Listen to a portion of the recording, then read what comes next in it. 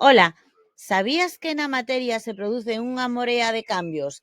Son os chamados cambios físicos e químicos, dos que imos falar na clase de hoxe. Empezamos!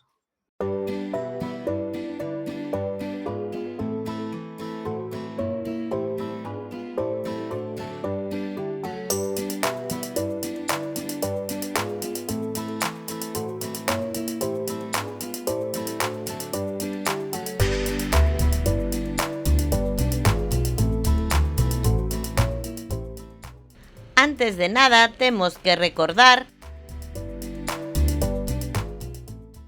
que é a materia. Pois a materia é todo aquilo que ten masa e volume.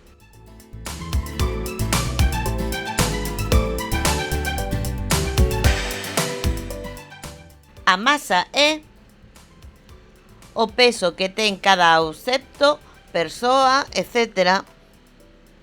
E o volume é o espazo que esas mesmas cousas e persoas ocupan.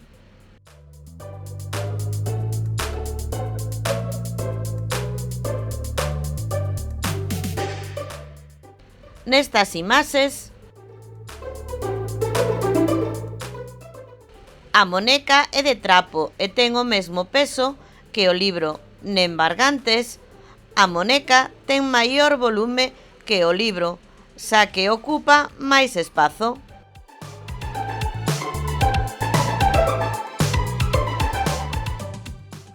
Unha vez coñecemos isto, temos que saber que nas materias prodúcense unha serie de cambios físicos e químicos, e disto é no que nos imos centrar na clase de hoxe.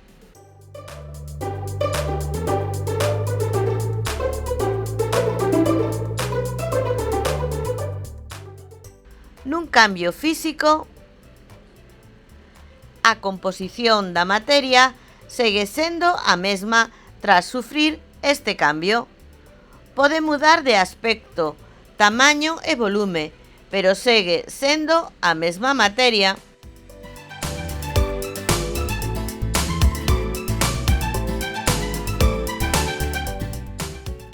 Por exemplo,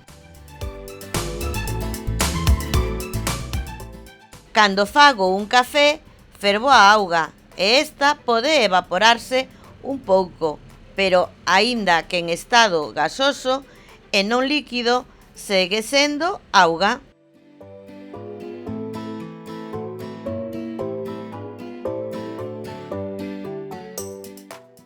Nun cambio químico, a materia nin se crea nin se destrúe, simplemente se transforma.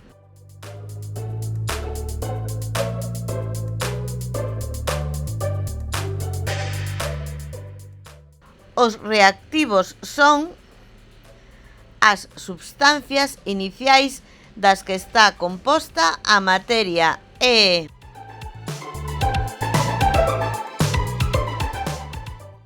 os produtos son as substancias finais das que está formada esa materia.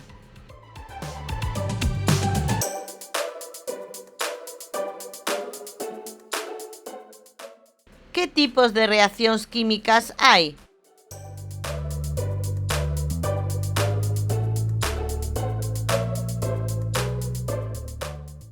Empezamos a falar da oxidación. A oxidación ten lugar cando unha substancia se mestura co oxíxeno do aire, dando lugar a outra substancia diferente.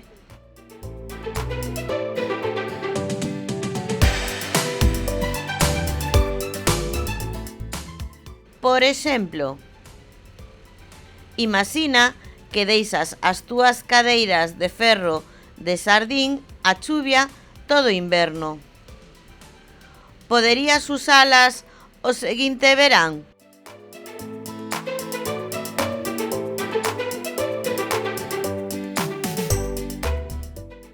Pois non, porque o ferro oxídase ao contacto co oxíxeno do aire e muda de cor, pasando a ser un pouco alaranxado, A nova substancia, é dicir, o produto, é o óxido de ferro.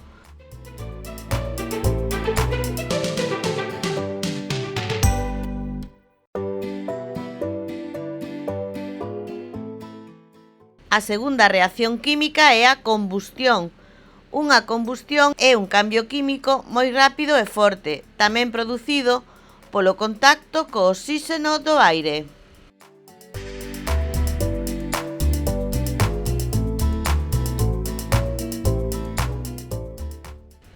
Por exemplo, cando se queima algo prodúcese unha combustión. Se queimamos madeira, esta pasa a ser cinza.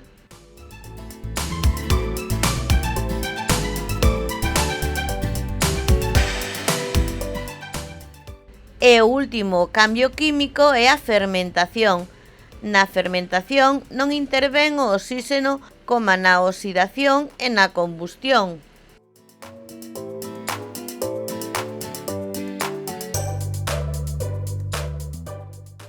Esta dase cando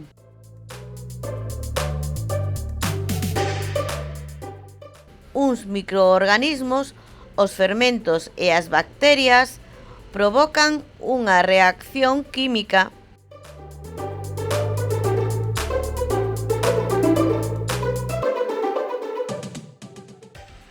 Por exemplo, hai bacterias que fan que o leite fermente, dando lugar a un iogur.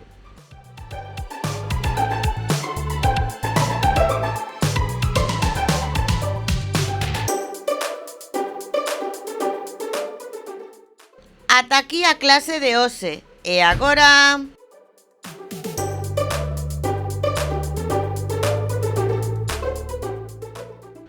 tócache.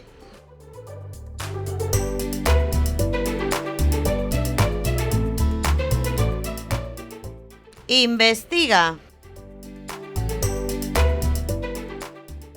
Hai bacterias que son moi saudables, entre elas as que interveñen na elaboración do iogur. Mais, saberías dicirme como se chaman?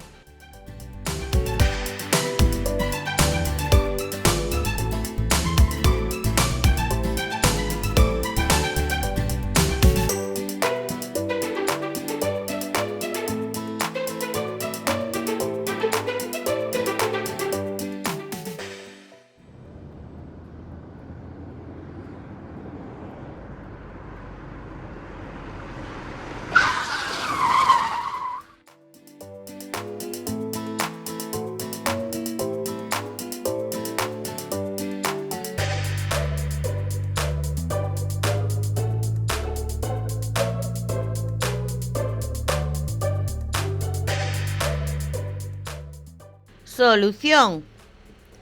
Pois teñen un nome latino difícil de aprender. Streptococcus thermophilus e Lactobacillus bulgaricus.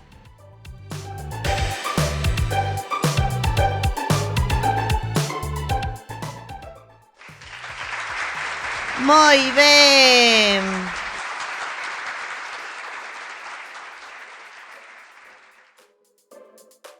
Máis contidos e fichas interactivas e imprimibles en profiaracelis.com.